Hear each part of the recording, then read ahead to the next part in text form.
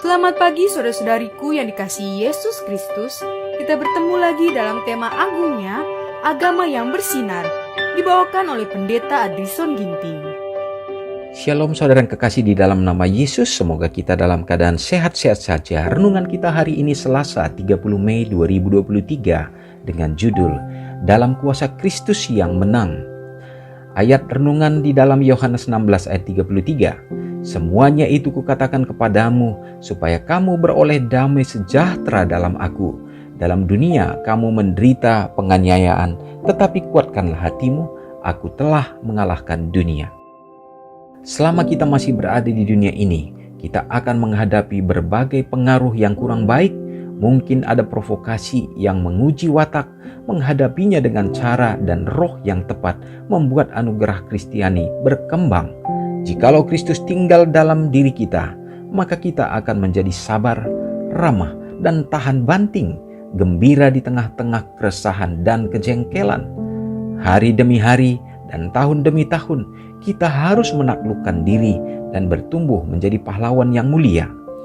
Ini adalah tugas kita yang dibagikan, tetapi tugas itu tidak dapat diselesaikan tanpa pertolongan dari Yesus. Keputusan pasti, maksud yang tidak menyimpang, kewaspadaan yang terus-menerus, dan doa yang tidak berkeputusan. Setiap orang mempunyai peperangan pribadi untuk bertempur. Bahkan Allah pun tidak dapat membuat tabiat kita mulia atau kehidupan kita berguna, kecuali kita menjadi teman sekerja dengan Dia. Mereka yang mundur dari perjuangan akan kehilangan kekuatan dan sukacita atas kemenangan. Kebahagiaan sejati akan menjadi hasil dari setiap penyangkalan diri dan penyalipan diri. Satu kemenangan diraih, selanjutnya lebih mudah diraih. Tuhan ingin semuanya diselamatkan. Manusia memiliki terang dan kesempatan, dan jika ia mau memperbaikinya, ia dapat mengatasinya. Ketika seseorang dengan sungguh-sungguh terlibat dari hari ke hari dalam mengalahkan cacat dalam karakternya, ia menghargai Kristus dalam bait jiwanya.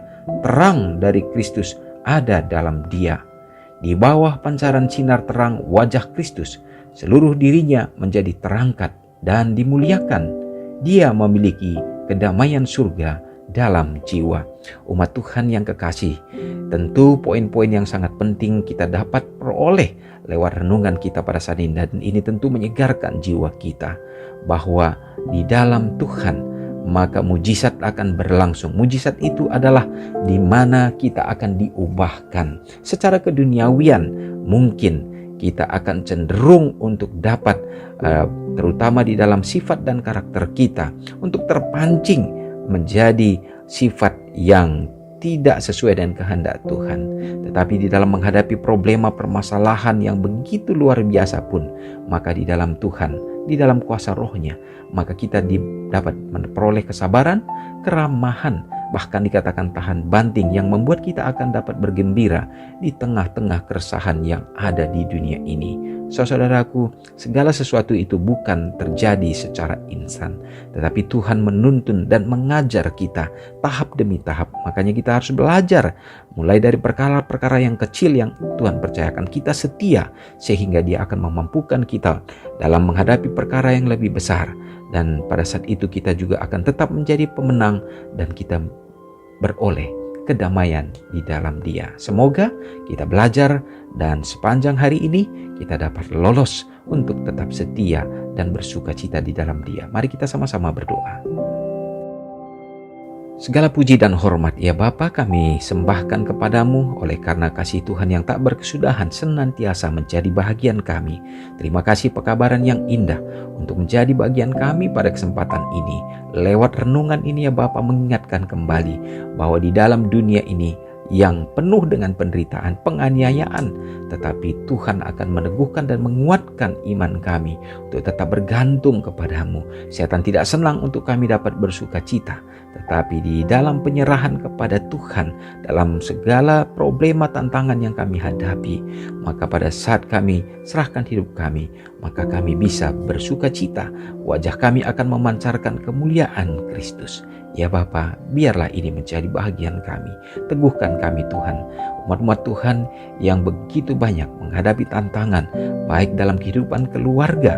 Biarlah kehadiran Tuhan akan berdiam di dalamnya, sehingga ada sukacita kedamaian rumah tangga umat-umat Tuhan menjadi Eden yang kecil di dunia ini. Bahkan ya Bapa, begitu banyak umat-umat Tuhan juga yang disusahkan, yang menderita oleh karena berbagai penyakit yang menimpa kehidupan mereka.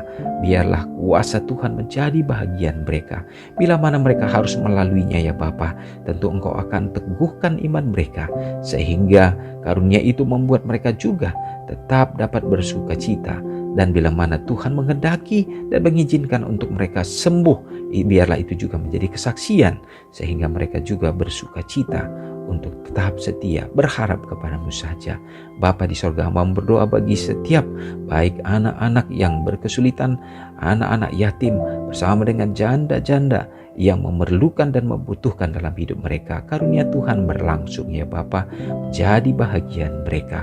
Tak lupa juga mendoakan bagi umat-umat Tuhan yang berada di dalam menghadapi berbagai pencobaan, problema, bahkan juga ya Bapa, bencana alam di peperangan dan lain sebagainya. Tuhan, biarlah pada saat memandang kepada Kristus, Engkau yang ada di dalamnya, yang akan menjadi kekuatan bagi mereka, maka mereka akan diteguhkan ya Bapa, sehingga pengharapan yang sesungguhnya pada mana Yesus akan datang, maka kebahagiaan akan kami peroleh. Biarlah kami akan setia Bapa untuk menjadi anak-anak Tuhan, menjadi rekan sekerja bagimu dalam menyebarluaskan kabar keselamatan. Terpujilah Engkau Tuhan, mengampuni dosa kami. Doa ini hamba serahkan hanya dalam nama Yesus yang sudah menjadi juru selamat kami. Amin. Selamat pagi, selamat beraktivitas. Tuhan Yesus memberkati. Ingatlah Matius 5 ayat 13-16. Biarlah kamu menjadi garam yang mengasinkan dan terang yang menyinari kehidupan orang lain. Jangan lupa subscribe, like, dan share ke seluruh dunia.